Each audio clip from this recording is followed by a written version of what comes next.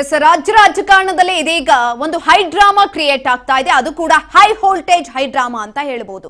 ಉಪಚುನಾವಣೆ ರಿಸಲ್ಟ್ ಬರೋದಕ್ಕೆ ಇನ್ನೇನು ಸ್ವಲ್ಪ ದಿನಗಳಿದೆ. ಈ ಒಂದು ಸಂದರ್ಭದಲ್ಲಿ ರಿಸಲ್ಟ್ ಬರೋದಕ್ಕಿಂತ ಮುಂಚೆನೆ ಡ್ರಾಮಾವನ್ನ ಶುರು ಮಾಡಿಕೊಂಡಿದ್ದಾರೆ ಕರ್ನಾಟಕದಲ್ಲಿ.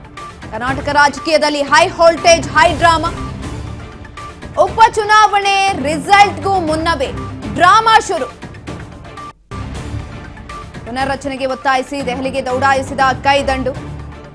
ಗ್ಯಾರಂಟಿ ಸರ್ಕಾರದಲ್ಲಿ ಸಂಪುಟ ಸರ್ಜರಿ ಕೂಗು ಶುರುವಾಗಿದೆ. ಹೈಕಮಾಂಡ್ ಅಂಗಳಕ್ಕೆ 25ಕ್ಕೂ ಹೆಚ್ಚು ಶಾಸಕರ ನಿಯೋಗ ಹೋಗಿರುವಂತದ್ದು. ಸಿಎಂಗೆ ಒತ್ತಡ ಹೆಚ್ಚಾಗ್ತಾ ಇದೆ.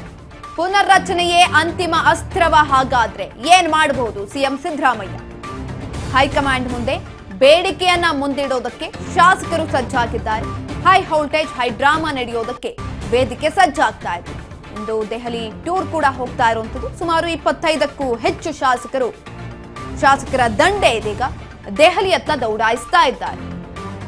ಗ್ಯಾರಂಟಿ ಸರ್ಕಾರದಲ್ಲಿ ಸಂಪುಟ ಸರ್ಜರಿಯ ಕೂಗು ಶುರುವಾಗ್ತಾ ಇದೆ.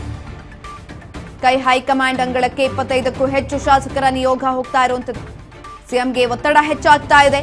ಪುನರ್ರಚನೆಯೇ ಅಂತಿಮ ಅಸ್ತ್ರವ. ಹಾಗಾದ್ರೆ ಸಿಎಂ ಸಿದ್ದರಾಮಯ್ಯನವ್ರಿಗೆ ಏನ್ ಮಾಡಬಹುದು? ಅವರ ಮುಂದಿನ ನಡೆ ಏನು?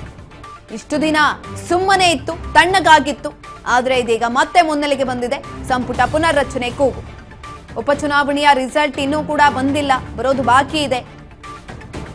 ಫಲಿತಾಂಶಕ್ಕಾಗಿ ಎಲ್ಲರೂ ಕೂಡ ಕಾಯ್ತಾ ಇದ್ದಾರೆ. ಒಂದ್ ಕಡೆನಲ್ಲಿ ಆ ಕೂಗು, ಇನ್ನೊಂದ್ ಕಡೆನಲ್ಲಿ ಸಂಪುಟ ಪುನರ್ರಚನೆಯ ಕೂಗು. ಕರ್ನಾಟಕ ರಾಜಕೀಯದಲ್ಲಿ ಹೈ ವೋಲ್ಟೇಜ್ ಹೈ ಡ್ರಾಮಾ ನಡೆಯೋದಕ್ಕೆ ವೇದಿಕೆ ಸಜ್ಜಾಗಿದೆ. ದೆಹಲಿಗೆ ಹೋಗ್ತಾ ಇದ್ದಾರೆ ಶಾಸಕರು. ಹೈಕಮಾಂಡ್ ಮುಂದೆ ಬೇಡಿಕೆಯನ್ನ ಇಡೋದಕ್ಕೆ ಸಜ್ಜಾಗ್ತಾ ಇರುವಂತದ್ದು. ಒಂದ್ ಕಡೆನಲ್ಲಿ ಹೊಸಬರಿಗೆ ಅವಕಾಶವನ್ನ ಕೊಡಬೇಕು, ಮತ್ತೊಂದ್ ಕಡೆನಲ್ಲಿ ಹಿರಿಯ ಶಾಸಕರಿಗೂ ಕೂಡ ಈ ಸಂದರ್ಭದಲ್ಲಿ ಅವಕಾಶವನ್ನ ಕೊಡಬೇಕಾಗತ್ತೆ. ಹೇಗೆ ಹಲವು ವಿಚಾರಗಳನ್ನ ಗಮನದಲ್ಲಿಟ್ಕೊಂಡು ವಾದವನ್ನ ಮಂಡಿಸೋದಕ್ಕೆ ಇದೀಗ ಸಿದ್ಧತೆಗಳನ್ನ ಮಾಡಿಕೊಳ್ಳಲಾಗಿದೆ. 25ಕ್ಕೂ ಹೆಚ್ಚು ಶಾಸಕರು ಇದೀಗ ಶಾಸಕರ ನಿಯೋಗ ಹೈಕಮಾಂಡ್ ಅಂಗಳಕ್ಕೆ ಹೋಗ್ತಾ ಇರುವಂತದ್ದು. ಸಿಎಂಗೆ ಒತ್ತಡ ಕೂಡ ಹೆಚ್ಚಾಗ್ತಾ ಇದೆ. ಈಗ ಆಲ್ರೆಡಿ ಇಷ್ಟು ದಿನ ಕೇವಲ ಕೆಲವೊಂದಷ್ಟು ರೀತಿಯಾದಂತಹ ಕೂಗುಗಳಿತ್ತು. ಶತಾಯಗತಾಯ ದಾವಣಗೆರೆಯ ದಕ್ಷಿಣ ಹಾಗೂ ಬಾಗಲಕೋಟೆಯಲ್ಲಿ ಏನಾದ್ರೂ ಮಾಡಿ ಕಾಂಗ್ರೆಸ್ ಈ ಬಾರಿನೂ ಕೂಡ ಅಧಿಕಾರದ ಚುಕ್ಕಾಣಿಯನ್ನ ಹಿಡಿಬೇಕು ಅನ್ನುವ ನಿಟ್ಟಿನಲ್ಲಿ ಎಲ್ಲಾ ರೀತಿಯಲ್ಲೂ ಕೂಡ ಸಜ್ಜನ ಮಾಡ್ತಾ ಇದ್ರು. ಹಾಗಾಗಿ ಶಾಸಕರು ಹಾಗೂ ಸಚಿವರು ದಾವಣಗೆರೆ ದಕ್ಷಿಣ ಆಗಿರ್ಬೋದು, ಬಾಗಲಕೋಟೆ ಆಗಿರ್ಬೋದು, ಅಲ್ಲೇ ಬೀಡನ್ನ ಬಿಟ್ಟಿದ್ರು.